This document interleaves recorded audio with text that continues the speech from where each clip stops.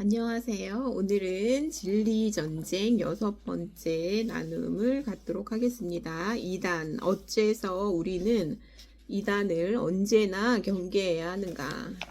가만히 들어온 사람 몇이 있음이라. 유다서 4절. 믿음을 위해 힘써 싸우라는 유다의 명령을 소홀히 할 뿐 아니라 흔히 공공연하게 경멸하고 있다. 요즘의 교회들은 그러고 있죠. 진정한 성경적 분별력을 가진 사람의 목소리를 듣기가 무척 어려워졌다. 그리고 믿음을 지키는 사람들이 드물어졌다. 그러나 생명을 담보로 해야 하는 싸움에서 용감함과 많은 교리를 구체화한 이 싸우는 진리 전쟁을 하는 수고는 왜 진리 전쟁이 심각할 수밖에 없는지 잘 드러내주기 때문이라는 거죠.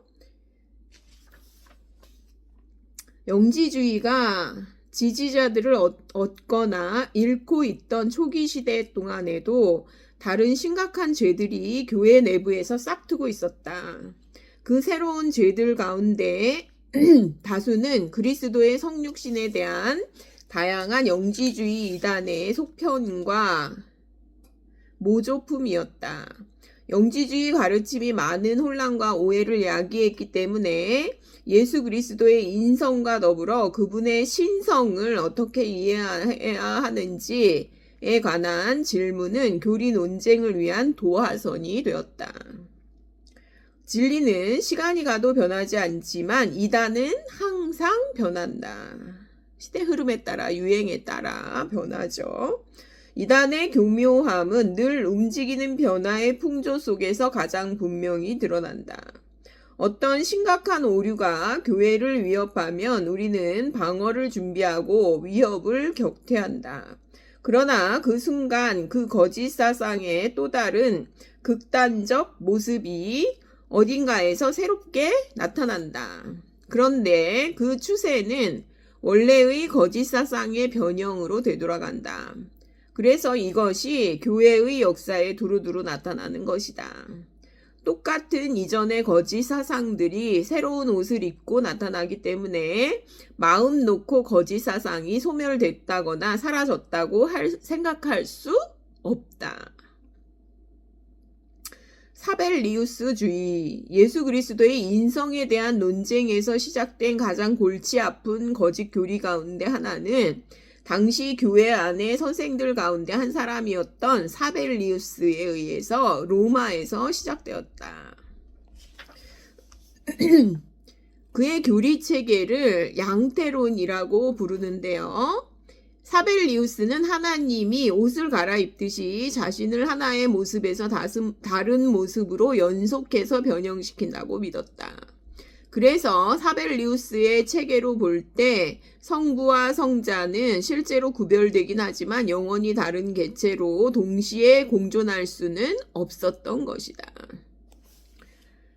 터툴리안은 하나님의 삼위적 본성이 사도적 기독교의 중심 교리 가운데 하나라는 사실과 그것을 거부하는 자들은 성도에게 단번에 주신 믿음을 거절한 것이라는 사실을 보여주기 위해 조직적이면서도 성경적으로 글을 썼다. 터툴리안과 다른 이들이 행한 일이 너무도 결정적이어서 3세기 말 이후 기독교 전체의 중요한 모든 분파들은 일반적으로 사벨리우스주의를 심각한 이단으로 거절했다. 그 다음에 이제 나타난 게 아리우스주의. 사벨리우스주의의 뒤를 이어 복음 진리의 본질에 보다 심각한 위협이 나타났다. 4세기 초에 나타난 아리우스주의이다. 아리우스주의는 그리스도의 신성에 대한 정면 공격이었다. 이 치명적인 거짓 교리는 여태껏 있었던 이단 중에서 가장 뻔뻔스럽고 가장 빠르게 기독교 신앙을 위협했다. 아리우스는 단순히 그리스도의 신성을 일괄적으로 부인했고 그리스도가 피조물이라고 선언했다. 아리우스는 자신의 견해를 성자는 태어나시기 전에는 존재하지 않았다고 표현했다.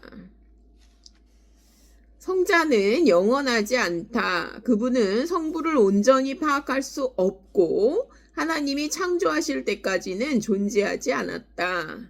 성부가 홀로 계셨을 때가 있었다. 모든 절마다 예수님의 신성이나 영원성을 부정했다. 그런데 아리우스는 이 가사들을 외우기 쉬운 음류를 사용해 그 시대에 많은 인기를 얻었다.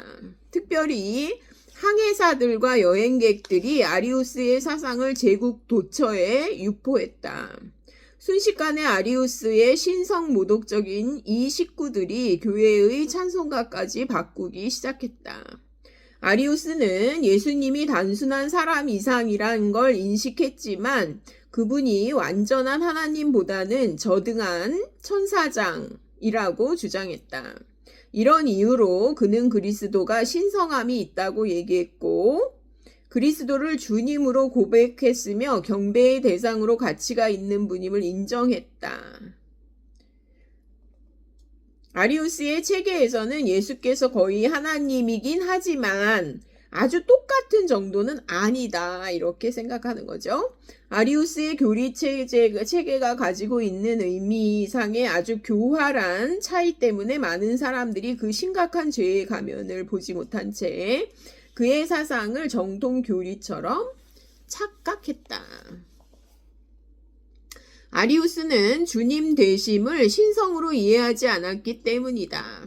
그는 예수님을 하나님의 독생하신 아들이라 보면서 신성과 영원성을 벗은 그리스도라는 식으로 재정의했다.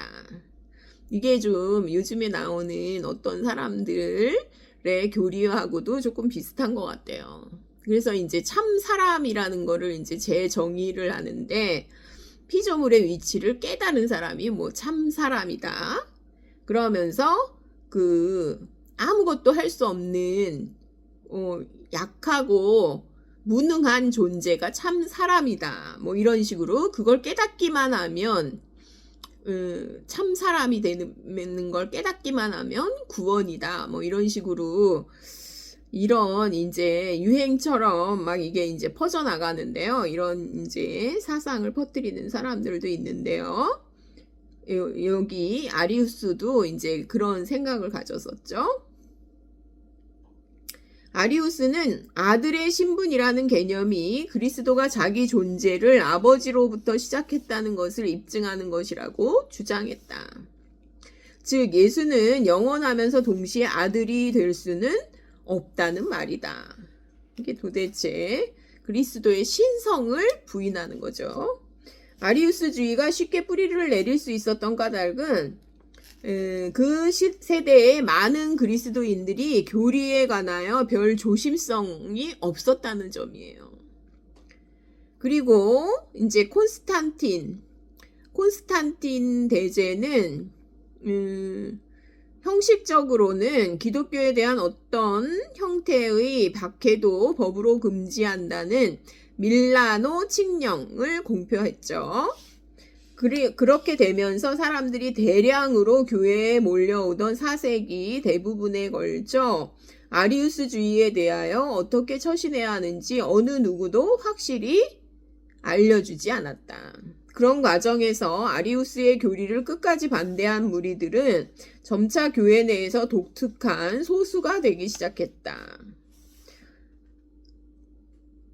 예수가 참으로 완전한 하나님인지 아니면 거의 하나님에 근접한 분인지에 대한 것이 뭐 그리 대수냐는 식으로 모든 갈등을 무마해 버렸다.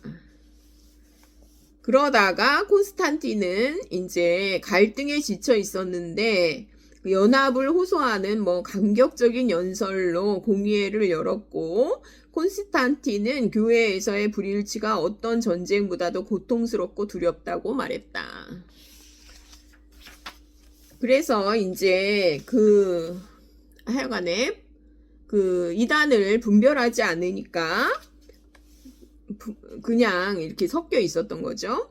예수님을 하나님으로서의 그리스도로 보는 견해와 피조물에 불과한 가짜 그리스도로 보는 견해의 차이는 신학의 모든 측면에서 볼 때 엄청나게 크다. 그래도 아리우스는 계속해서 자신의 사상을 변호하고 자신의 파문을 항의하고 논쟁의 불길을 증폭시켜 나갔다. 그런 과정 속에서 아리우스는 자신의 대적자들을 무자비한 방해꾼들로 몰아붙이면서 많은 동조를 얻어냈다. 그래서 아리우스는 마침내 논쟁의 정치적 입장을 자기 편으로 돌리는데 성공했다.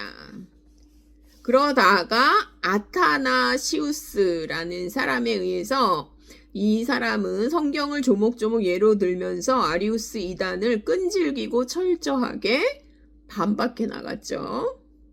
아타나시우스는 개인적으로 어떤 대가를 치르든지 간에 확고부동하게 아리우스주의를 반대했죠.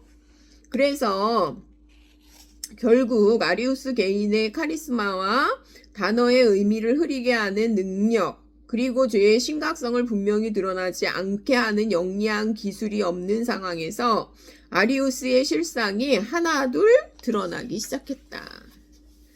아리우스주의가 오늘날 이제 여호와의 증인, 몰몬교, 그리고 다른 소수의 종파와 같은 유사 기독교 단체를 통해 아직도 있다는 거죠.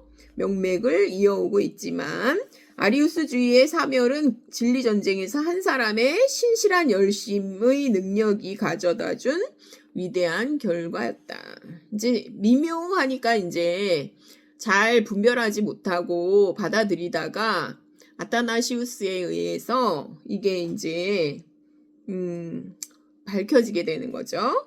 우리가 구원받기 위해서는 그리스도가 누구신지 진실로 이해해야 한다. 기독론은 단순히 학문적이고 부차적인 진리가 아니다.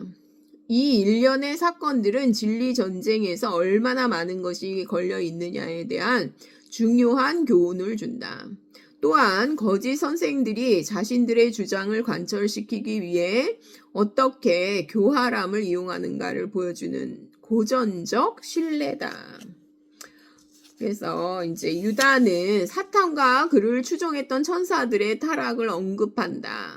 유다서 6절에서요. 아담의 이름을 언급하고 14절에서 가인의 죄에 대해서 말한다. 11절. 에녹의 설교와 그 세대의 배교를 내비치기도 한다. 14절, 15절. 소돔과 고모라의 부도덕성. 7절. 발람의 거짓 가르침. 11절. 그리고 고라의 반역 11절 등을 차례로 나열하고 있다. 유다가 그렇게 묘사하듯이 영적 전쟁은 인간 역사의 전 과정을 총망라한다. 지상의 교회는 전투하는 교회다. 우리 세대는 진리 전쟁을 결코 피할 수 없다.